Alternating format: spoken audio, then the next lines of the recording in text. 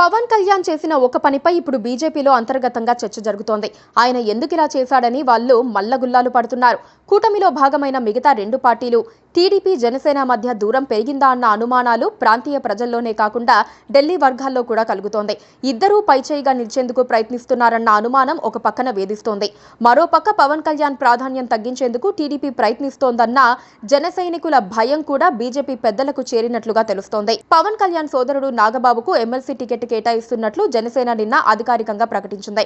జనసేన అధికారిక వెబ్సైట్లో పెట్టే వరకు కూడా టీడీపీకి ఆ సంగతి తెలియదు. జనసేన అలా దూకుడుగా వ్యవహరించడానికి టీడీపీనే కారణమని చెప్పక తప్పదు. నాగబాబుకు రాష్ట్రంలో ఎలాంటి పదవి ఇవ్వటం లేదని, ఆయన్ను రాజ్యసభకు పంపిస్తున్నారని టీడీపీ అనుకూల మీడియా ప్రచారం మొదలుపెట్టింది.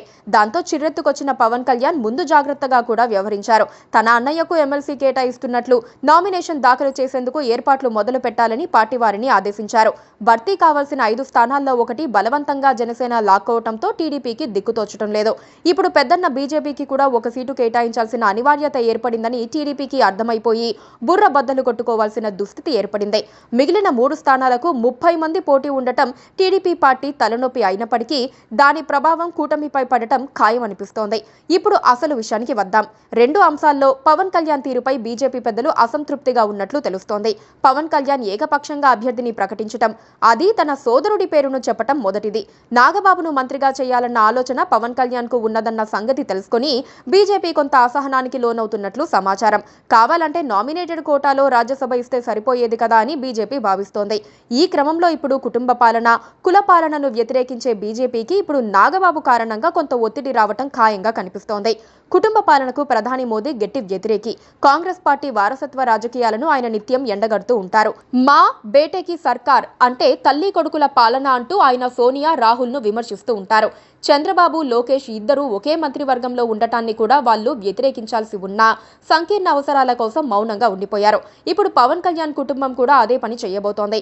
పైగా జన సైన్యం అని చెప్పుకుంటూ ఒక కులానికి కొమ్ము కాస్తున్నారన్న ఫీలింగ్ కూడా పెరిగిపోతోంది. ప్రస్తుతం జనసేన తరపున ఏపీ మంత్రివర్గంలో 3 మంత్రులున్నారు. అందులో నాదెండ్ల మనోహర్ కమ్మ సామాజిక వర్గానికి చెందిన నాయకుడు. పవన్ కళ్యాణ్ సహా మిగిలిన 2 కాపు సామాజిక వర్గం వారు. ఇప్పుడు నాగబాబు కూడా మంత్రి అయితే ఒక పార్టీలోనే కాపు సామాజిక వర్గానికి 3 మంత్రులవుతారు. అంటే 75% ప్రాతినిధ్యం అన్నమాట. ఇప్పటికే ఆ పార్టీలో బీసీ, ఎస్సీ, ఎస్టీలకు సముచిత స్థానం లేదని ప్రత్యర్థులు విమర్శిస్తున్నారు. ఇటీవల ఎంఆర్పీఎస్ నేత మందకృష్ణ మాదిగ కూడా పవన్ కళ్యాణ్ తీరుపై విమర్శలు గుప్పించారు. మాదిగ సామాజిక వర్గానికి జనసేనలో ఒక్క టికెట్ కూడా ఇవ్వలేదని కారాలు మిరియాలు నూరారు. పైగా ఇప్పుడు తెలుగు రాష్ట్రాల్లో బీజేపీకి మందకృష్ణ కీలక మద్దతుదారు.